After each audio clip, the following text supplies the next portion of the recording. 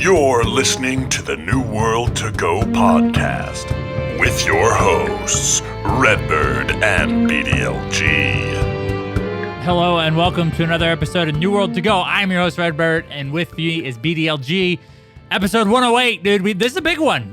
We got a new patch this morning, that we're going to talk about. And also, we got a developer update. So lots of information in the New World front. Happy to be with you today.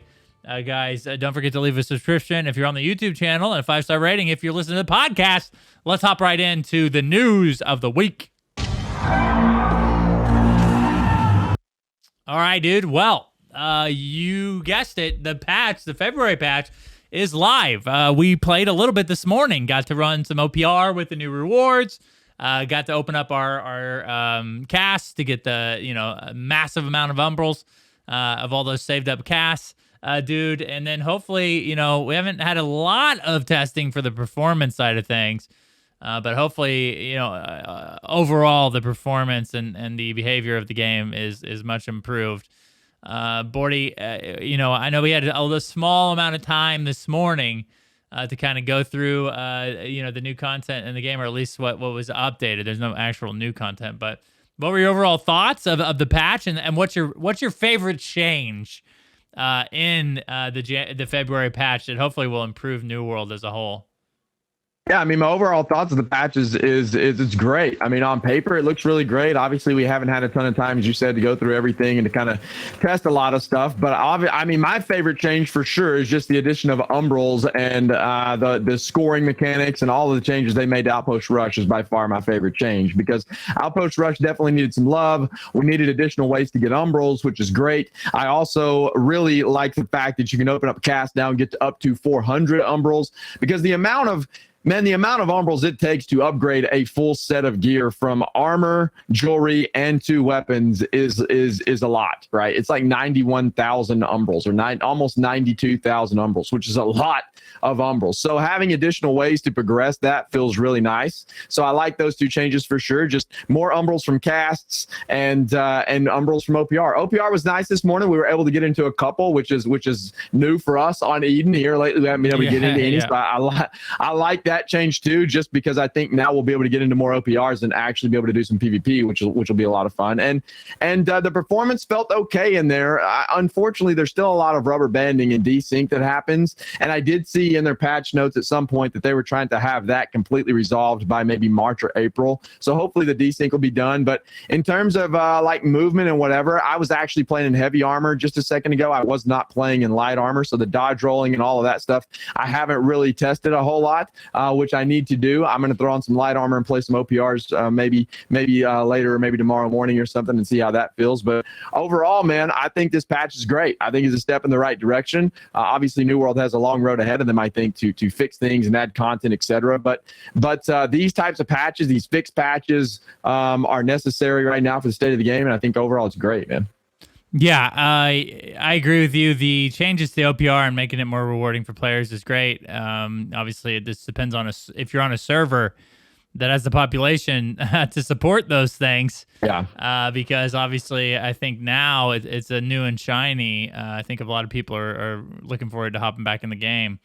But eventually, I think we do have to. They do have to address the server problems, or the server population issues, which we're going to talk a little bit more about that in the episode. Another thing that is kind of exciting to me, dude, is the new weapon changes, the balances. Seeing how the meta shakes out after this. I think Ice Spike got hit the hardest out of any ability, and that was a lot of people saw that as a problematic skill. So that was to me a meta defining weapon. So we'll see how the meta shakes out. Rapier is another one that got hit. Was obviously, I think, the most broken weapon, the one that needed the most attention. We'll see if it got we'll see if it got enough attention, right? With the evade nerf.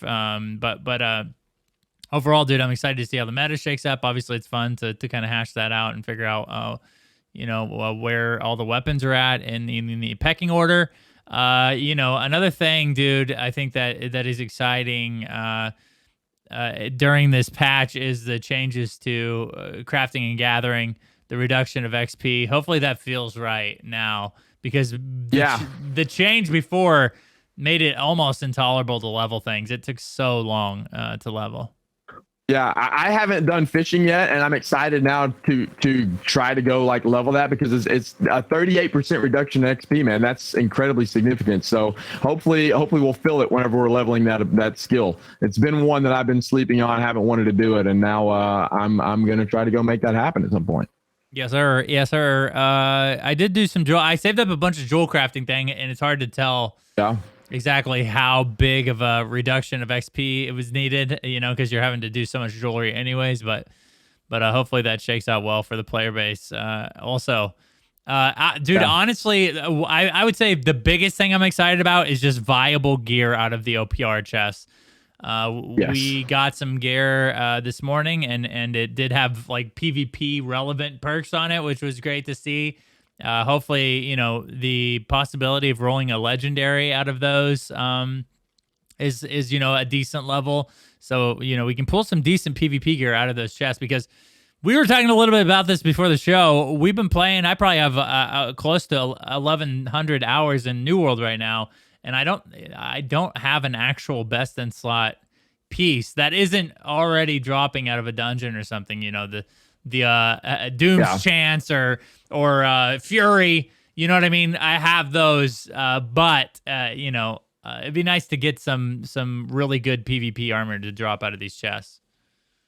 Yeah, without a doubt. I think there needs to be a little bit better way to obtain armor and gear in the game in general. I think making it difficult to obtain best in slot gear is fine. I think you want it to be a situation where you have to work to get your best in slot gear for sure. But at the same time, like playing 1,000 hours and still not having one like good build that's best in slot stuff, it honestly feels a little bit bad, man. Like right now, I have pretty good jewelry, I have good weapons, but my armor is lacking.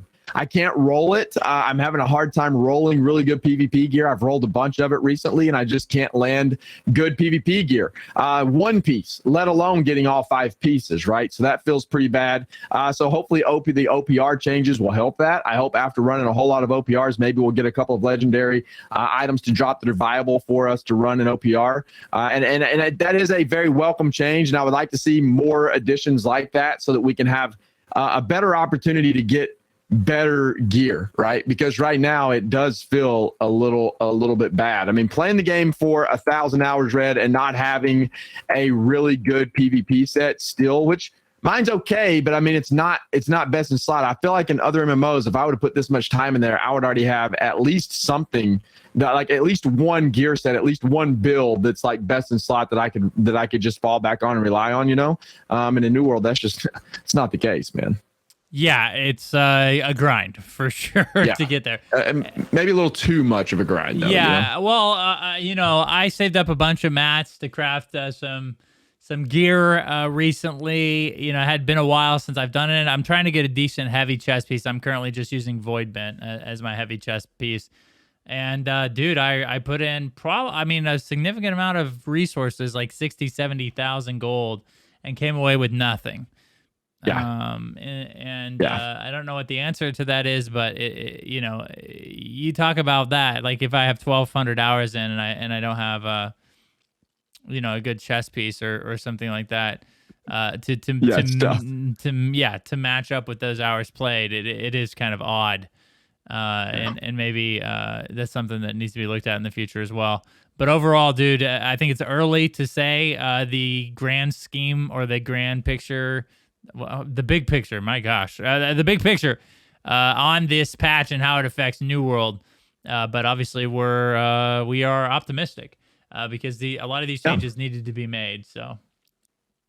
Yeah, I agree. I think this patch is going to be definitely good for the game. I think a lot of people are kind of wanting new content to be added for sure, and I think both of us are too. But it's a situation now where it's like, I personally don't want it to be super rushed because I want to see the game continue to develop and evolve and get better. And I like the direction they took with this month's patch. Even though it's kind of a dry spell for a little while, people are starting to get a little bit impatient, I think. But I think hopefully next month, whenever they announce their roadmap, that'll help alleviate some of the concerns maybe, and at least give us a lot of stuff to look forward to, which I think it speaks volumes whenever you have something something to look forward to in the game, right? Like, and I think that's what a roadmap does. And so I was excited they kind of announced that they're going to give that roadmap out too. But so far, I think this patch is great, and hopefully it'll be good for like the ongoing future of the game, you know.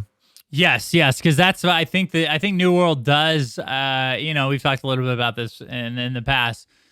Needs to shift this focus to building a firm foundation to where that next, like the first big expansion or piece of content drop can really land home and bring a lot of people back to the game.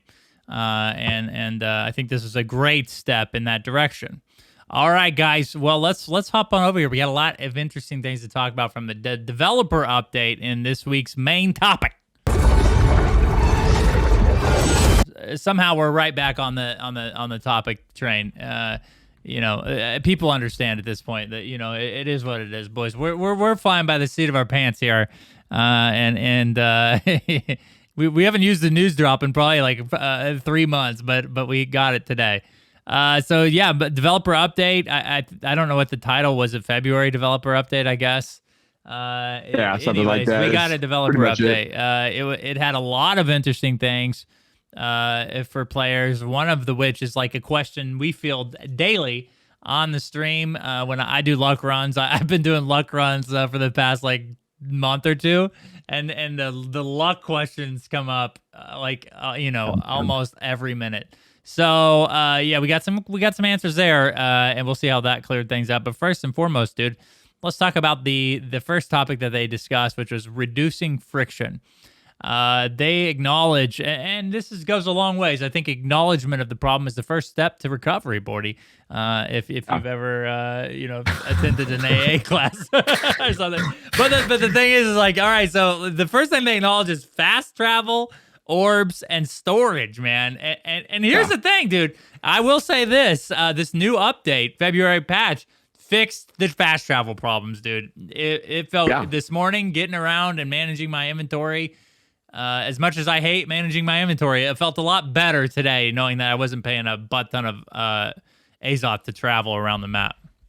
Yeah, for sure. And I think that's one of the problems with inventory management. They touched on that too. You're talking about how it was just not in a good spot right now. But I think that is going to help inventory management quite a lot, because whenever you're trying to travel around and move so right now, I try to stay organized with my stuff, and I don't really try to gather a lot because I don't like to have storages full of just junk everywhere, So I kind of try to segregate out my inventory with like my leather here, my linen here, my iron, or, my mining stuff here, and et cetera, right? So being able to fast travel around now, if I go to a different area and I'm just like gathering stuff, being able to quickly fast travel somewhere else and stick it where it needs to go without feeling like, holy crap, I got to go farm Azoth for the next 3 hours to recover that one travel, feels really good. So I think that is going to tie into inventory management and help a little bit with that for sure.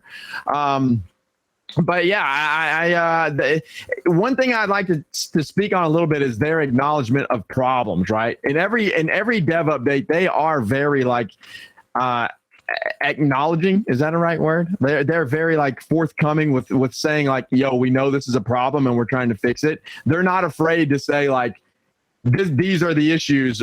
We know their problems and we're working on them. You know what I mean? It's not like they're shying away from them. And I appreciate that for sure. So yeah, I think the fast travel, the orbs, the storage, I think all of that they know about. The fast travel problem, I think, has been solved. The orbs are, I think, going to just continue to be an ongoing problem, but I think they are better now, reducing those to 3 days, which I don't think works right now on live, by the way. But I think they will fix that.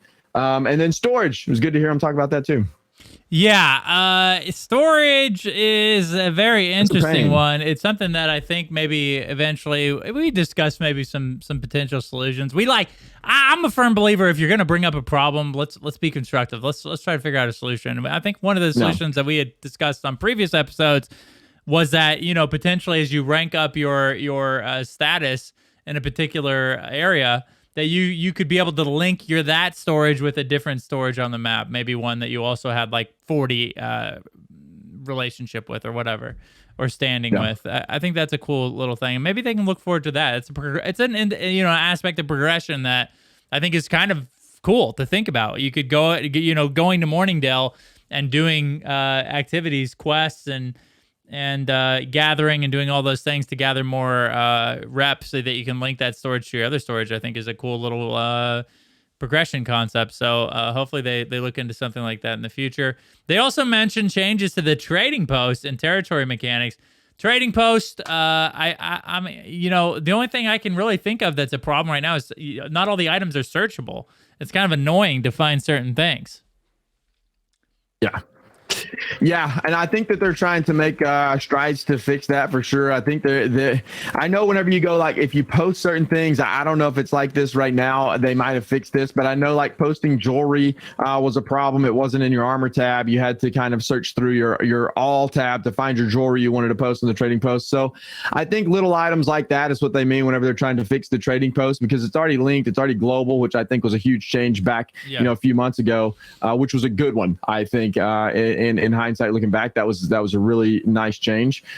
So yeah, I think just tweaking the trading post and making it more usable, the search functions a little bit better, and just some minor changes to that I think will be good. Some way to track, like some kind of better tracking for whenever you're selling stuff. And there is that completed tab over there, but it's not super intuitive. Whenever you sell something, you see the gold pop up on your screen, but oftentimes you don't really know what it is you sold, or you don't really have a good way of going and looking. You can look and see like your list, your transaction list, but you don't know like what sold at a specific time or whatever. And so I think making those changes will be good. So maybe that's what they mean whenever they're talking about trading post updates. Yeah, I hope so, because that is one of the frustrating ones. Is like when you go back and you look and you don't know what you what just sold. You have to, especially if you have a bunch of items on there, it's hard to keep track of what's selling and when. And hopefully they can add more features there. But I think we all want changes in the territory mechanic thing. Right now, it's just kind of it's a challenging thing, because obviously you want the best companies to own territory. It's a great way to keep people interested in the game and coming back and doing the wars and defending their territory and making money. But right now, and they addressed this early, I think later on in the dev developer update as well. Is that, did I say dev developer? Dev developer update. Dev update.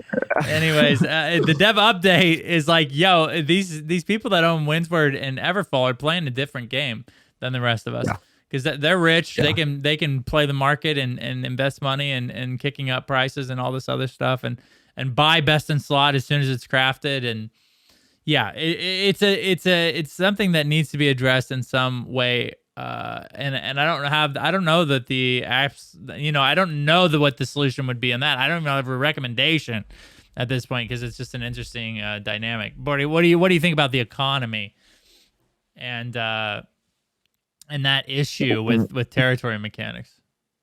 Yeah, I think the economy overall is okay. It's oftentimes a little bit weird, but I think the problem with the economy does tie into territory control, because you do have these companies that literally own the trading post. They are the ones that control the prices. They are the ones that control how the economy flows and fluctuates. They're able to buy up all the Asmodeum and then repost it and make a profit or whatever. And that happens on a lot of servers where when you have these like mega companies that kind of take over everything. I think the economy situation ties directly into the whole territory control situation for sure. So I think if they sorted the territory control thing out, the economy situation would probably work itself out too. Now, what to do with territory control, man, I don't know. I don't know. I think on paper, the whole like territory control, players owning the cities and all that is like really, it sounds amazing on paper, right? But in the practice, man, there's just so many problems with it right now. I don't know what they're going to do with it. It was nice to hear them acknowledge that there's like some problems with territory mechanics, but I don't know, man. I don't know what the answer is. I do know it's also, there's an argument to be had, I think, that and this might be a very unpopular opinion. It probably will be a very unpopular opinion, but I think there's an argument to be had that wars and territory control just aren't good for the overall game. And I say that because there's a lot of people that I know for sure that don't participate in those things because they can't. I say it all the time on stream too. I like those things. I enjoy like the open world PvP aspect of pushing a territory. I enjoy getting into a war and actually fighting in the war. Those are fun. But what happens is that it causes a lot of strife amongst the community for one, and then it causes a lot of pain points for players that can't feel like they can participate in the actual game that they advertise that they're supposed to be able to participate in. And when we all understand wars are supposed to be an in-game content, you're supposed to have your best PvPers in the wars because there's a lot at stake. But whenever the game is advertised this big like war and territory control system, and then you get into the game expecting to play that, then you realize you're never going to be able to join that.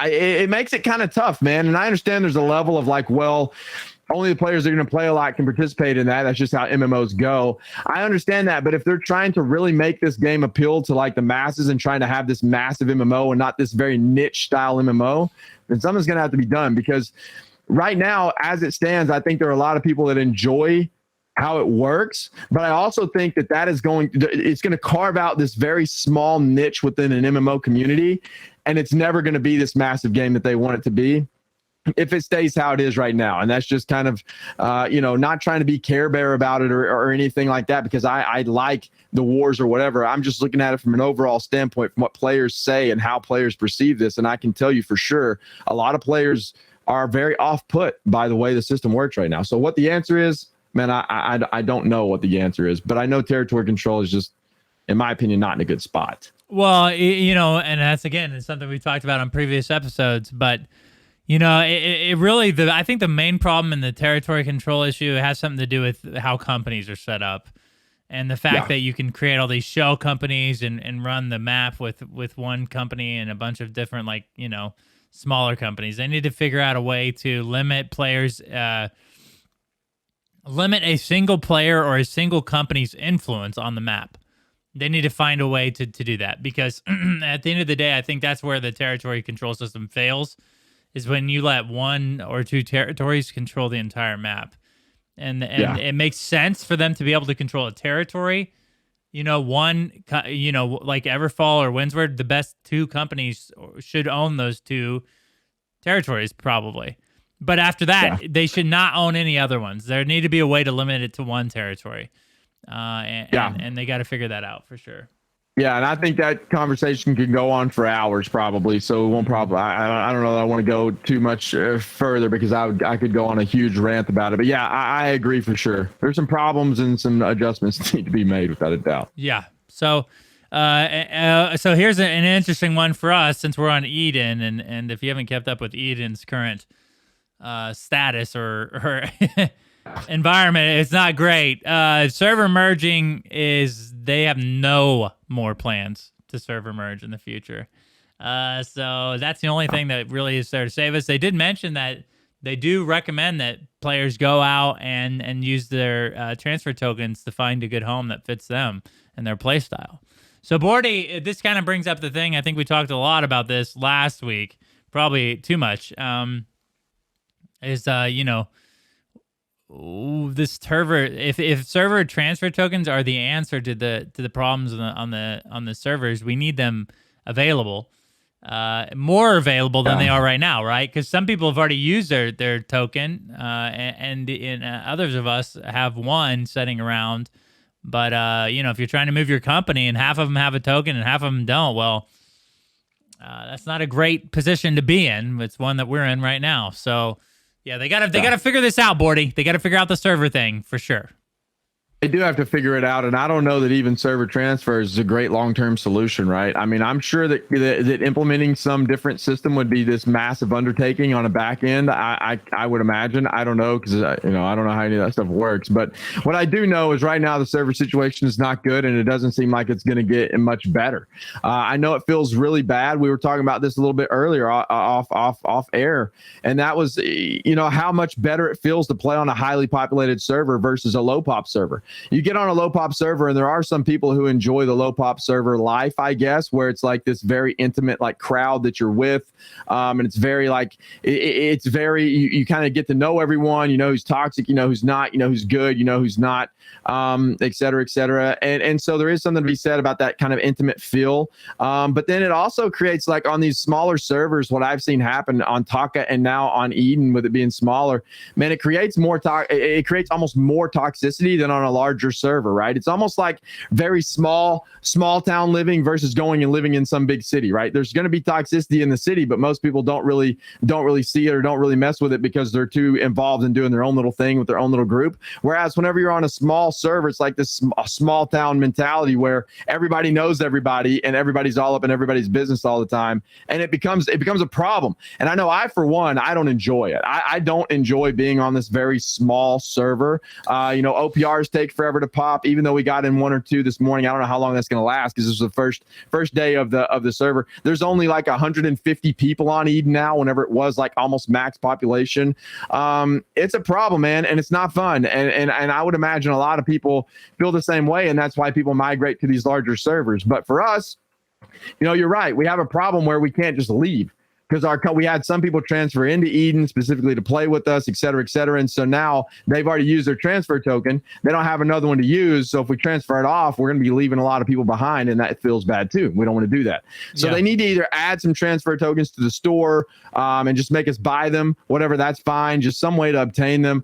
But I don't even know that's a long-term solution, man. Like, I don't know what the long-term solution is to the server problem, but it is an issue. And I kind of feel like it's going to be an issue for the duration of the game unless they figure out some sort of system here with these servers, man.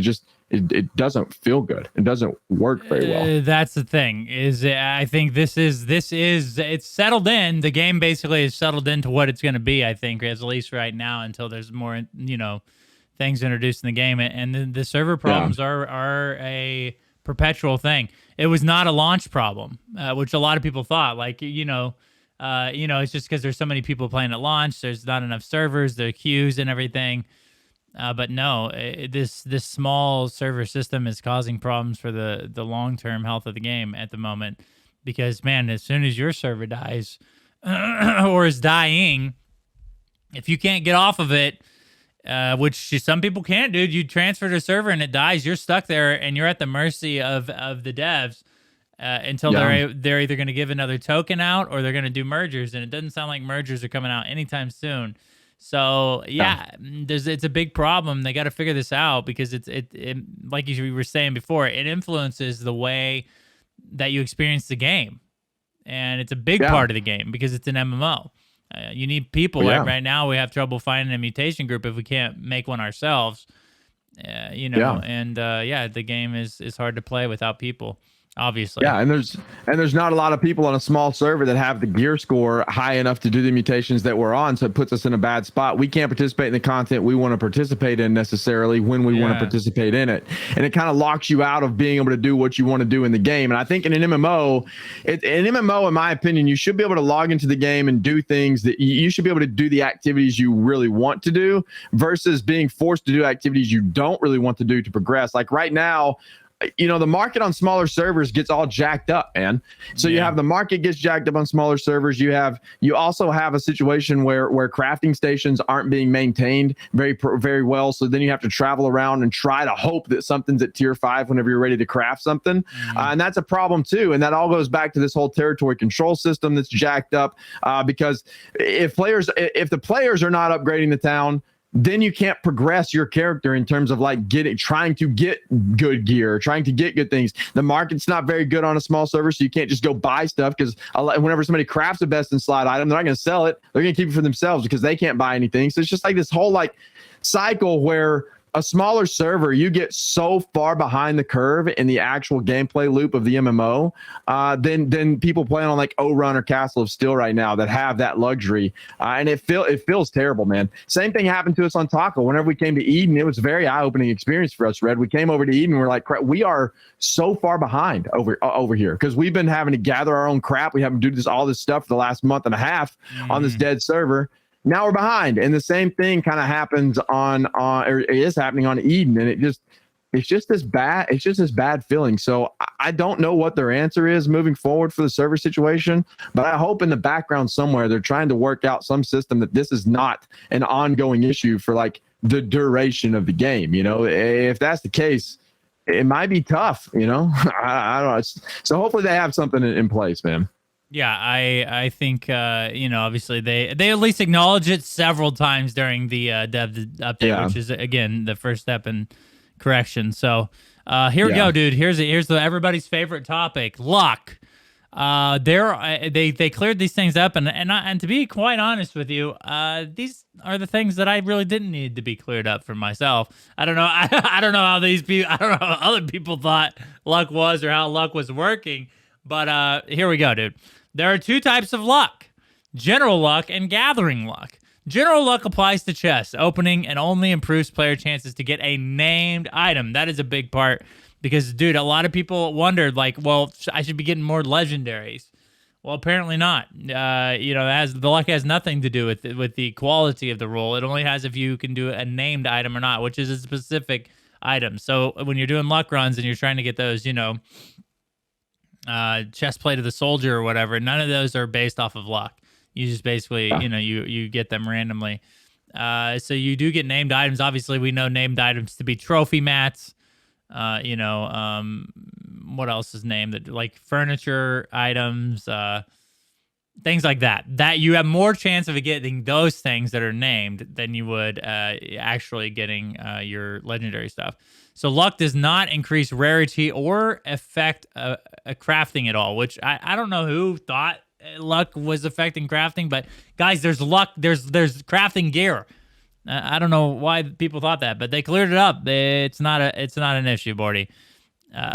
So there we go. Yeah. And here's the thing, dude. Another thing is like there's gathering gear too. So I'm not sure what the confusion there was there. But, it's important to know you do get, by flagging, you get a 10% bonus to general luck and a 30% bonus to gathering luck. So that's, in my mind, not a lot got cleared up here for the most part. But what are your thoughts on the luck information that they gave us? I hate the luck conversation, if I'm being perfectly honest. I don't enjoy it. When you have it like 15 times a day, it's probably easier to. It gets old. Dislike.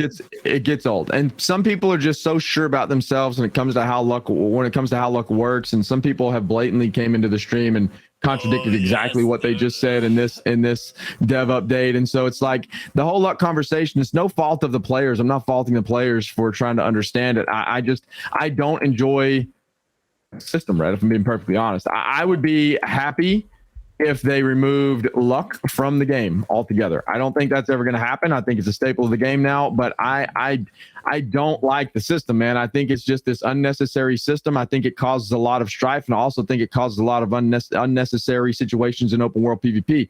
I think the problem with luck now is right now, okay, if I want to go open world PvP, but I also want to be efficient at gathering, right? But I'm going out gathering, kind of hoping that I get into PvP. Well, do you want to put on your harvesting gear to go out and do that? No. You don't want to put on your harvesting gear to go out and try to open world PvP while you're flagged. It directly is a contradiction against like going out and trying to open world PvP. I don't like it, man. I also don't like having to wear luck gear going on these luck runs or whatever. Just tie luck to being flagged for PvP and give us a luck trophy and be done. You know what I mean? Like, let me have luck globally all the time, and then if I flag, I get a bonus to luck. That way it entices people to go PvP. I don't want to have on luck gear whenever I'm doing stuff, man. It just feels bad. It feels bad you go grind out all this really good gear so that you can go PvP with it in the open world. And then guess what? You don't wear it in the open world because you're too busy trying to farm for luck chests and luck out of harvesting stuff. And it's like, then you're gimped in PvP and you don't even want to PvP. So then you just run away because you know you're about to get smashed by somebody that has PvP gear. It's just like, dude, I don't ever wear harvesting luck gear. I run around with luck gear trying to do chests and stuff, but it's like, even that, I don't know, man. I just don't like it. I don't like the system at all. I just don't think it's good, man. just my 2 cents on the luck system. Glad they kind of cleared some things up, but I don't know how much it actually cleared up. It's so confusing for players. I don't know that the devs even like having the conversation anymore because it just comes up all the freaking time. I just wish it was gone. I'm being honest. Yeah, I mean, like you said, it would be, or I don't know if, actually, if you had brought in this particular topic up, obviously you don't want the luck system to exist at all, but it would be great if it was tied to something else other than gear. Move it all to the trophies, and That's then that fine. way people can wear whatever gear they want to go PvP, because it's good to flag up. Get the extra 10% for to flagging flag. up. Right, yeah. Get the extra 10% for flagging, but then the rest of your luck is completely dependent upon whether you get the trophies or not. Maybe even make the flagging thing make flagging more of a benefit to your general luck when you're looting things. That way people just generally want to flag up to go do activities in the open world, because it just makes such a difference that it's just like it's a no-brainer when you're actually going to farm things. Because now, like, it's dumb to harvest if you don't have luck on, because it's such a significant amount of increase to luck. Maybe they should look at increasing that luck to the general luck as well, and then move it off their gear, right? Spread it between the trophies and the increase to luck, because that's the only luck you can get from gear. For general luck is what I mean. So. Right. The problem is, if they were to do that, I don't know what they put on the gear now, because you have luck so tied into the game. Like, it's on Void Bant, it's on all this other gear. Like, they'd have to replace it with some other perk. But I don't think it's a good mechanic to have on your gear. I just don't. I think it inhibits open world PvP. I think it's just not a good system. I don't enjoy it. If you had it on your trophy, just have luck on your trophy. Pretty straightforward. You get 3 luck trophies. It increases your luck by X%, and then have it whenever you flag, and that affects harvesting and loot luck all in one swipe, man. Then you're good. Like, that's fine. I think that's fine. I think sometimes things get a little bit overcomplicated in the game, and I think that's one of the areas in which it does for sure. Is the whole luck system. It's a tiring conversation to have. I get really, really tired of having the conversation. It's just, I don't know, man. It's not a fun mechanic in the game to me. Yeah, it's tough to balance when you have the flagging bonuses and everything like that, especially. So I guess in the end of the day, you have to make a choice whether you want to get increased luck on your gear or be more viable in PvP, which I don't know. That's a debate that we probably as a community need to have. Is that even, great gameplay or fun? But there it is, guys. There's the luck information we got. Not a lot to clear up there, but at least if you had questions about the general or gathering luck or how it worked, there it is. Just know that you're not getting more legendaries, gear and stuff out of your chest, but you have a better chance to get your trophy mats, etc. The storyline progression, they plan to progress the storyline of Isabella, which, is the main, I think, bad guy of this chapter of the New World, or the first chapter of New World. After that, they did mention that they would, get something out that would progress that. Hopefully, another expedition, or I hope it's like some sort of raid content to end her story. I think that makes sense to have her the first raid boss in New World. You know what I mean? Yeah, that'd be sick. Yeah. So hopefully they tie that up. They didn't mention any like, I guess, specific details on how they're going to tie up her story. And then also after this, they will focus on telling the story of Eternum and the mystery of the island, which obviously I think is another thing that in the lore that we don't really understand Eternum very well. Would be dope to get more information on that. And last thing, which I think is a great way to sum this up, because a lot of these questions that people or players have are related to this. They're going to come up with a roadmap next month of what they're going to be adding to the game and what to look forward to. Dude, I think the roadmap system, although it's not necessarily something that all game developers do or have to do, I do like that. I do like it because number one, it helps maintain hype around the game. Like, if people know that a big expansion is coming in September, then they might come back early to try to get their player ready for that. You know what I mean? So it's always nice, like, rather than us just sitting here like, who knows when the next bit of content's going to come out. I think it's better to have some hype around the game or something to look forward to in the game to keep people playing. Yeah, I agree with that wholeheartedly. I do think, back to the story thing a little bit, I kind of am excited for the new storyline and whatever. They've mentioned a couple times they're working on some new stuff. I hope that means like cinematics and tying the story into the game a little bit better than it is now. I think there's a very unique and very really good opportunity for New World to make like this fantastic, amazing lore and universe and story and whatever. And people love that stuff, man. I enjoy it to an extent. I don't enjoy lore enough to go around and dig around in all of the lore books. You know what I mean? Like, I don't want to go read all the lore books and whatever. And I think most players probably share that sentiment. There are players that enjoy that and enjoy reading the lore books. But I think for the average player, most people, I think, would much prefer like a good cinematic every now and then that's tied into the story so that you just kind of know what's going on as you play through the story. You don't have to go search out these lore. I think lore should be in addition to, if you want to find some like really cool tidbits or whatever about the lore, then have those. But trying to seek those out for the main story, I don't think is great. So I like to see them talk about the storyline progression and all that stuff, and hopefully that'll evolve over time and become some like really cool, really like cinematic thing, kind of like ESO or like Destiny 2. I think does a great job with their story as well, and hopefully we'll see some of that coming into Eternum. And then the roadmap, bro. Yeah, I echo everything you said. I think it's fantastic. It's a great way to keep up hype, and I for one am super excited about it. I would like to know what's going on and what to look forward to and what to be hyped about. I think the roadmap would be great. I was very happy to hear them announce that's going to be the case. I think a good place like to look is like ESO does a fantastic job with their content cadence. The once a year they do this big hyped up like reveal about what's coming through the year, and then they have these chapters that come every quarter or whatever. I think it's awesome, man, and it's a good way to give players something to look forward to, and hopefully we'll get some of that out of New World with this roadmap. I for one am incredibly excited to see what's in the roadmap. There is have you seen the one floating around, Red? That's supposedly the leaked roadmap. Have you seen that? No.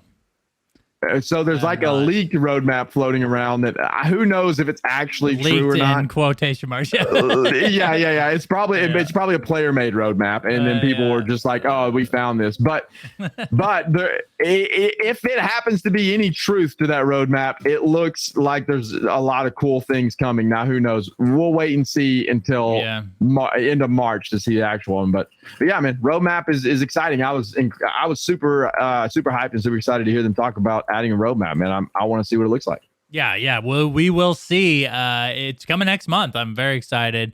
But overall, I'm glad they're doing this. I'm glad that they're keeping up this cadence of doing these monthlies. Yeah. It makes it more personable. Get to see some new faces on the dev team. Get to hear some new information. Keep the current player base happy and informed. And then hopefully that roadmap will bring more players back, knowing that, who knows, man? Who knows? This year, hopefully we'll get to see another New World expansion or the first New World expansion.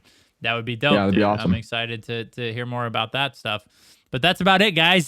For a breakdown, if you want to know a little bit more about it, we do have something up on New World Fans of the breakdown of the dev video and a link to the actual dev video over there. So if you haven't checked it out yet, head over to New World Fans and give it a gander. Bordy, you know what time it is, dude. It's time for the Company of the Week. All right, so the Company of the Week this week is called SpaceBound, Bordy. Take it away. Yeah, so SpaceBound is an NA East company. Their faction is Covenant. These filthy guys, filthy Covenant.